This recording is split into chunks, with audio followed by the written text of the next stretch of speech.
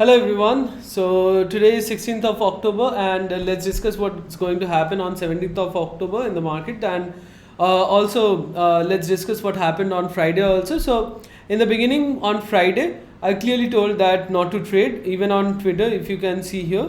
Uh, so here. So won't be trading today. So you should know that when to trade and when not to trade. So if you even traded, so what would you have traded here? So just think of yourself. What would you have traded in this? In this region. So there was nothing to trade, neither bearish or bullish. You wouldn't have got any.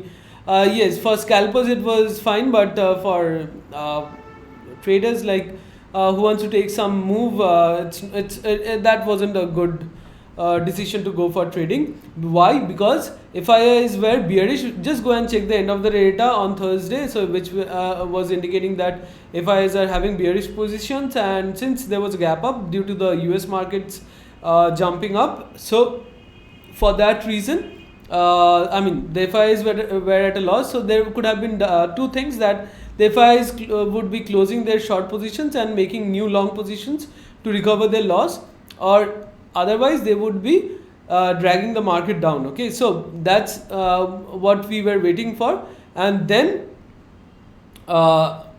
here I noticed that during this time market was going up. Okay, so notice the time period, like from here 13 to 13:45. Okay, so this is the candle from 13:30 to 13:45. So yeah, now let's go to that time. So here if you could see that from even like from 1 p.m. onwards, the scores gradually started, very well, from that positive thing, it gradually started decreasing. Okay, and you could see 13:30, then 13:36, 13:40. Okay, so here market was increasing. Okay, though it was not much of an increase, but still in this region market was increasing, but the scores dropped further. Okay, and that was a clear indication that the call writers then suddenly became active. But you see that still I did not we did not go for the call writing. Why? Because I was waiting for these levels to break. If these levels sustains, that is 17,228 and 39,347, then there could be again then there could be some again further up move. So even I gave the hint on the Twitter here. So clearly I told that if these two levels are breaking for both Nifty and BankNifty, then indexes would fall further. So I clearly told you during the market hours, and I also clearly told my members that here to go for positional call shorts, as these levels are not sustaining. Okay, and also here, so the indicators gave us a very clear signal here. So the majority of the short positions, they have been done in Nifty, and where they have been done is at this is 20th October. Yes, 20th October.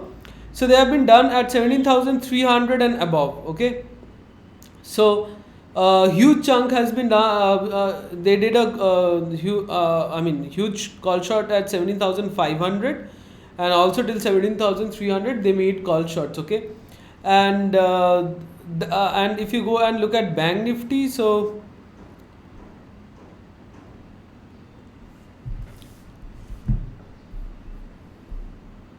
yeah, for Bank Nifty it's at, let me just check, yeah, so for 40,000 they have done call shots.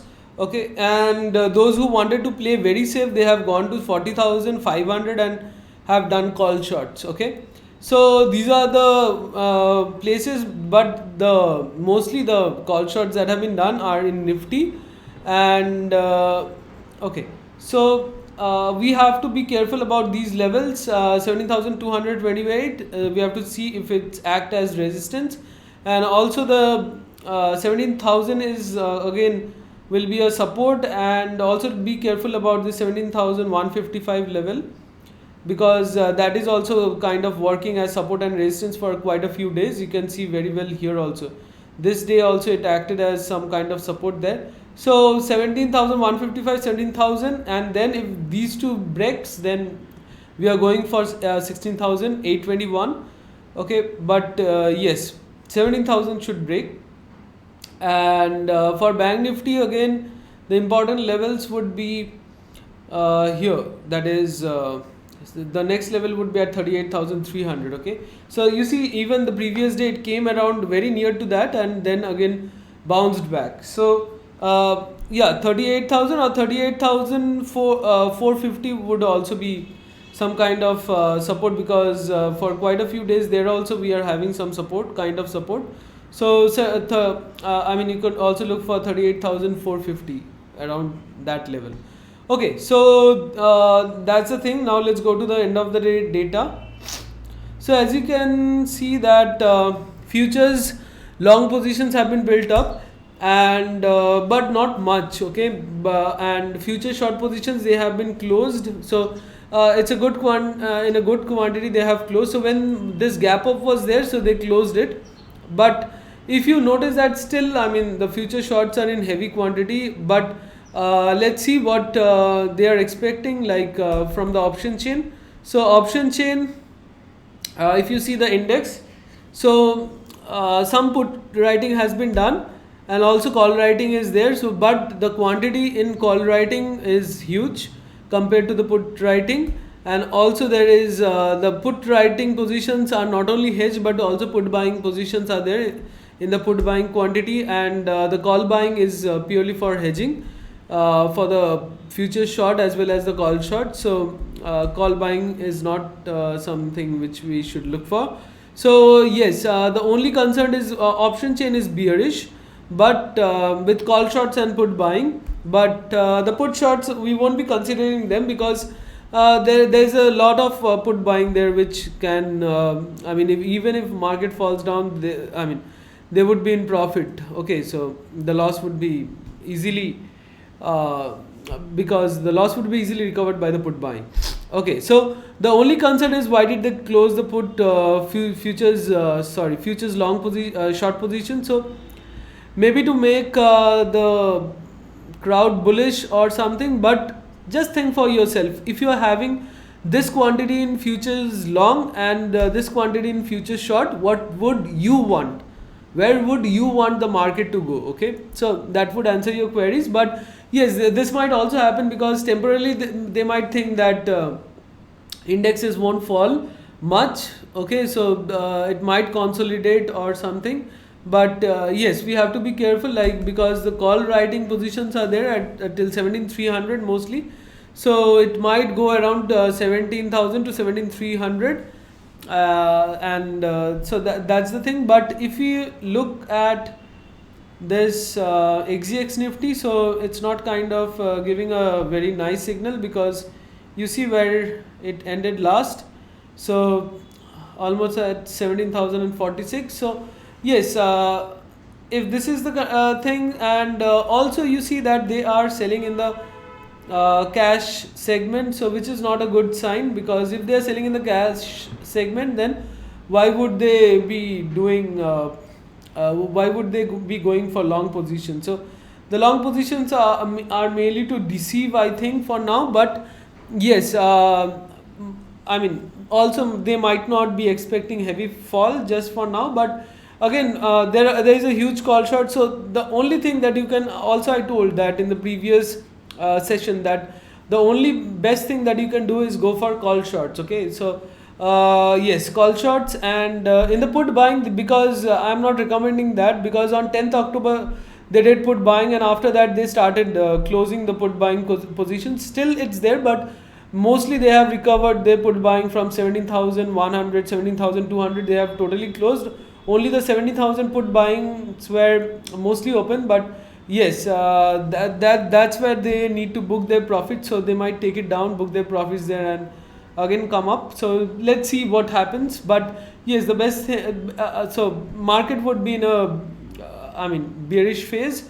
The upside would be surely limited, and that's the thing for tomorrow.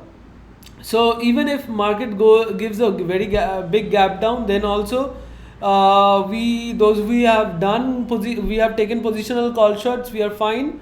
We will be closing because we are expecting the move till 17,000. If the move comes at around near to that, just close the call short positional call short positions and wait for the new positions or wait for the new signal. Okay, and yes, our indicators, we will be waiting for the signal from our indicators, and that's the thing. Okay, so yeah, that's it for today. And if you want to get such updates during the market, you can follow me on Twitter, and also you can join our membership, where you'll be, I mean, dedicatedly handled during the market hours, and not only with our indicators but also with some of my experience, and also you have seen how nicely I track the FIIs, and how well I can what my accuracy is like. I always try to maintain my accuracy till 100, almost to 100%. You have seen that in the past, and I have given you, practically I've shown you my trades and everything, and you have seen that in a day I have taken so many trades and none of them went at a loss. So that's what it is like. The indicators gives the signal, and that's a very nice way to go in the market and trade for me. And yes, that would be for now, that would be for today. Thanks for watching. Keep watching and keep learning, and trade safely. See you in the next one.